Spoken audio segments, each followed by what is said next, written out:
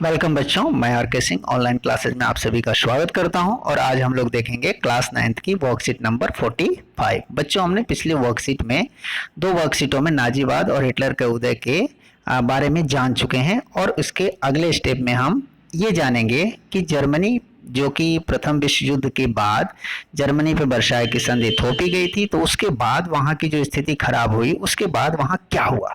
तो आइए देखते हैं कि जर्मनी में प्रथम विश्व युद्ध के बाद किस तरह से वहां राजनीतिक हालात बदले और लोगों की सोच बदली। तो उसी समय हिटलर का उदय होता है। हिटलर वहां का एक प्रधानमंत्री बना, चांसलर था। वो एक आगे चल करके आप इसके बारे में बहुत कुछ जानेंगे, क्योंकि सेकेंड वर्ल्ड वार का एक तरह से धूरी था। तो हिटलर एक व्यक्ति था जो जर्मन सेना में सिपाही था। जब प्रथम विश्व युद्ध में जर्मनी लड़ रहा था तो वो एक सिपाही था। प्रथम विश्व युद्ध में जर्मनी की पराजय और वर्साय की संधि ने उसे दुखी और आग बबूला कर दिया था, क्योंकि सभी लोग दुखी थे वहां पर, क्योंकि उनको लगता था कि वर्साय की संधि में उन लोगों का अपमान किया गया है। तो 1919 में उसने जर्मन वॉकर्स पार्टी की सदस्यता ली। इसके बाद, जिसे बाद में नेशनल सोशलिस्ट पार्टी का नया नाम दिया गया है, इसी को नाजी पार्टी के नाम से जाना जाता है। इस पार्टी में वो सदस्यता लेता है और उसकी बाद में नाम बदल दिया जाता है। ये हिटलर इस समय काफी पॉपुलर होने लगा। क्यों होने लगा कि अर्थव्यवस्था की बदहाली, राजनीतिक खालीपन और समाज में गहराते जा रहे संकट ने हिटलर के सत्ता में पहुंचने का रास्ता साफ कर दिया। बच्चों, हम लोग पिछली बार में देखा था हमने कि वहां की आर्थिक हालत काफी खराब हो गई थी। महामंदी के दौरान नाथसी ने एक जन आंदोलन रूप धारण कर लिया। 1929 के बाद बैंक दिवालिया हो चुके थे, क्योंकि महामंदी आ गई थी 1929 में। काम धंधे बंद होते जा रहे थे, मजदूर बेरोजगार हो रहे थे और मध्यम वर्ग को लाचारी और भुखमरी का डर सता रहा था। ऐसे में नाथसी प्रचार में लोगों को एक बेहतर भविष्य की उम्मीद दिखाई देती थी। उस समय हम लोगों ने पढ़ा था कि लोग नाउम्मीद हो चुके थे, उनको कोई उम्मीद नहीं दिखती थी। तो ऐसे में नाथसियों ने उन्हें एक विकल्प के रूप में पेश किया कि हम आपके जो खोया हुआ सम्मान है उसे वापस दिलाएंगे। आप देखेंगे आगे। 1929 में नाथसी पार्टी को जर्मन संसद राइखस्टाग के लिए हुए चुनाव में महज 2.6% वोट मिले थे। आप देखना है आप, 1929 में जबकि मंदी थी। और मंदी के बाद जैसे जैसे हालत खराब होती गई और इनकी लोकप्रियता बढ़ती गई, तो 1932 आते आते 37% वोट इनको मिल गए 1932 के चुनाव में, और वो सबसे बड़ी पार्टी बन गए। तो इस तरह से हिटलर की पार्टी जर्मनी की एक प्रमुख सबसे बड़ी पार्टी बन गई 1932 आते आते। अब नाजियों ने प्रचार की, 1932 में सत्ता में भी आ गए थे। तो उन्होंने जो प्रचार की कला अपनाई, उसके बारे में जानना है कि किस तरह से उन्होंने लोगों में अपनी पैठ बैठाई।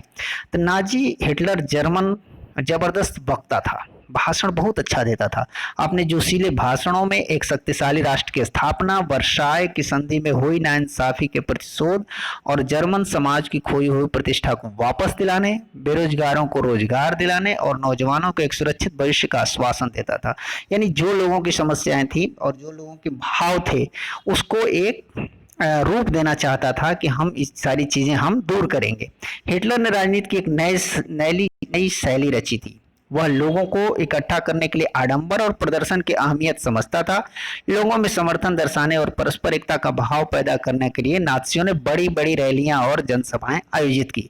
स्वास्तिक छपे लाल झंडे उसका अपना निशान था, नाथसी सैल्यूट और भाषणों के बाद खास अंदाज में तालियों की गड़गड़ाहट, ये सारी चीजें शक्ति प्रदर्शन का हिस्सा थी। तो एक तरह से वो शक्ति प्रदर्शन करता था, क्योंकि लोगों को उस समय लग रहा था कि शक्ति से ही हम अपने सम्मान वापस पा सकते हैं।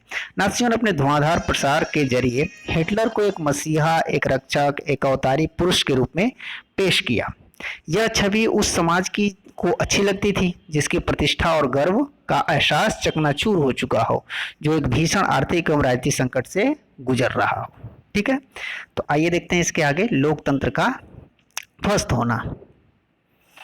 यहां आप देखेंगे 30 जनवरी 1933 को राष्ट्रपति हिडेनबर्ग ने हिटलर को मंत्रिमंडल में सबसे शक्तिशाली पद, चांसलर का पदभार संभालने को न्योता दिया। चांसलर एक तरह से प्रधानमंत्री होते हैं वहां पे उस समय, तो उनको संभालने का नियुक्त किया।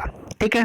तब तक नाजी पार्टी रूढ़िवादियों को भी अपने उद्देश्यों से जोड़ चुकी थी। सत्ता हासिल करने के बाद हिटलर ने लोकतांत्रिक शासन की संरचना और संस्थाओं को भंग करना शुरू कर दिया, क्योंकि उससे पहले लोकतांत्रिक व्यवस्था थी तो उसकी संस्थाओं को खत्म करना शुरू कर दिया। 28 फरवरी 1933 को जारी किए गए अग्नि अध्यादेश के जरिए अभिव्यक्ति, प्रेस, सभा की आजादी जैसे नागरिक अधिकारों को अनिश्चित काल के लिए निलंबित कर दिया गया, बंद कर दिया गया।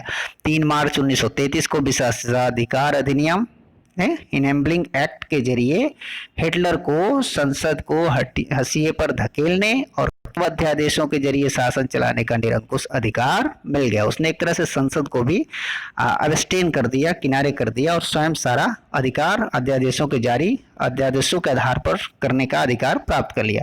नाजी पार्टी और उससे जुड़े संगठनों के अलावा सभी राजनीतिक पार्टियों, ट्रेड यूनियनों पर पाबंदी लगा दी गई। बाकी सब पे अर्थव्यवस्था, मीडिया, सेना और न्यायपालिका पर राज्य का पूरा नियंत्रण स्थापित हो गया। इस तरह से हिटलर ने पूरे जर्मनी के सभी तंत्रों पर अपना पूर्णतः राजनीतिक वर्चस्व स्थापित कर लिया। ठीक है, आइए अब चलते हैं प्रश्नोत्तर सेक्शन में और देखते हैं इन प्रश्नों के उत्तर। ठीक है, पहला प्रश्न है, हिटलर के उदय के कौन से कारण थे? यहां देखते हैं जर्मनी में हिटलर के उदय के निम्नलिखित कारण थे। वर्साय के अपमानजनक संधि का लोगों पर प्रभाव, अर्थव्यवस्था की बदहाल स्थिति, वाइमर गणराज्य की असफलता, राजनीतिक नेतृत्व द्वारा लोगों की आकांक्षाओं पर खरा न उतरना और महामंदी के कारण जर्मनी में बढ़ती महंगाई और बेरोजगारी। ठीक है, आइए दूसरा प्रश्न देखते हैं। हिटलर ने जर्मन लोगों से हिटलर ने क्या वादे किए थे? ठीक है, उत्तर देखते हैं। हिटलर ने जर्मन लोगों से निम्नलिखित वादे किए। पहला, जर्मन आर्य की सर्वोच्चता पर आधारित एक शक्तिशाली राष्ट्र की स्थापना का वादा किया। वर्साय की संधि में हुई नाइंसाफी का प्रतिशोध लेने का वादा किया। जर्मन समाज की खोई हुई प्रतिष्ठा को वापस दिलाने का वादा किया। बेरोजगारों को रोजगार देने का वादा किया और नौजवानों को बेहतर भविष्य देने का वादा किया। इस तरह से हिटलर ने जर्मन लोगों को वो सारे वादे किए जिसकी उनको चाहत थी, वो लोग जो उनका खो गया था और जो वो चाहते थे।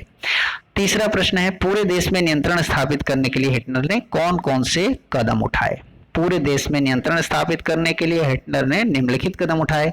लोकतांत्रिक संस्थाओं को एक एक करके भंग कर दिया ताकि सारे अधिकार उसी में आ जाएं। अभिव्यक्ति और प्रेस की आजादी पर प्रतिबंध लगा दिए गए ताकि कोई दूसरा विरोध न कर सके। सभा करने की आजादी पर अनिश्चित काल के लिए प्रतिबंध लगा दिया गया ताकि कोई दूसरी राजनीतिक पार्टी न उभर पाए। 1933 ईस्वी के विशेषाधिकार अधिनियम द्वारा हिटलर ने संसद के भी अधिकार स्वयं ले लिए। अध्यादेश द्वारा अब शासन चलने लगा क्योंकि अब उसके जो निर्णय थे उस पर संसद में बहस नहीं हो सकती थी, कोई विरोध नहीं कर सकता था।